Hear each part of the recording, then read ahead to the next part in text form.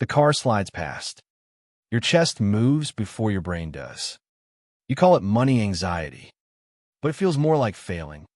In front of people who weren't even watching. You earned this. You know that. But someone younger just walked in looking louder, easier, more arrived. And your stomach dropped. You noticed, you wish you hadn't. You look in the mirror. Then immediately find a version that's slightly behind. Better dressed. More certain. The gap appears before you even exhale. And it feels personal. The group chat. The dinner. The car mention. You're not just spending. You're measuring. Everyone is. Nobody says it. That's money anxiety in a city that keeps score in silence. Nothing is actually wrong. That's the part that doesn't make sense. The panic doesn't need a reason. It finds one anyway. That's why it keeps winning. You make good money. You know the bill is fine. You still do the math. Twice. Financial pressure doesn't announce itself. It just sits there, politely, every single time. From the sidewalk, everyone's life looks like an achievement. Your brain doesn't ask how. It just asks, why not? You? Proximity isn't progress, but it feels like falling behind.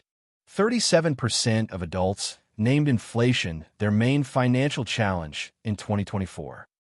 The Fed said that. So the weight you feel isn't weakness. It's atmosphere. You're breathing the same air. 60% said prices made things worse. So when your jaw tightens at checkout, that's not anxiety. That's memory. Your body already knows what the receipt is going to say. How many times this month have you looked at someone's car and quietly questioned your whole timeline? That question. Not the car. That's what's doing the damage.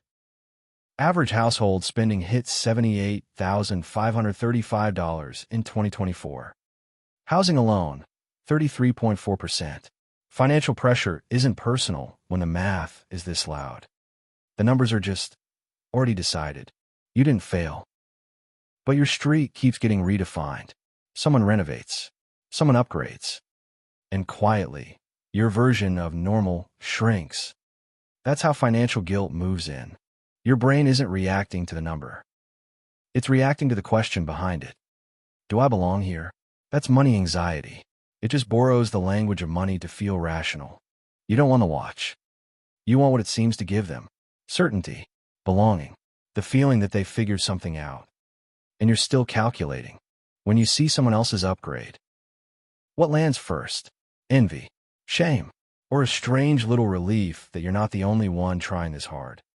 That answer, pay attention to it. Comparison moves faster than reason. You see their life, and before you finish the thought, yours already looks edited, smaller, a little less justified. It's not wanting more that hurts. It's feeling late, like there was a moment to get it right. And somehow you were looking the other direction.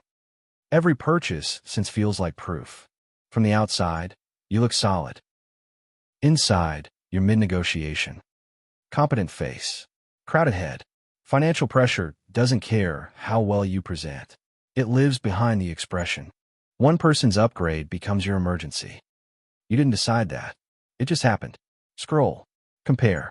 Adjust the story of your own life. Again, peace doesn't last long after that. The shift isn't, I have enough. The shift is, enough compared to what? Behind compared to what timeline? Whose map are you even using? That question. That's what breaks money anxiety. Your dashboard. Not theirs. Income. Savings. Debt direction. Peace. If a number doesn't move your actual life forward, it doesn't get to define how your Tuesday morning feels. Close the tab. Their highlight isn't data. It's edited evidence. Your brain accepts it as real, and then spends the rest of the week paying for that mistake. Name it. Envy, shame, fear, financial guilt.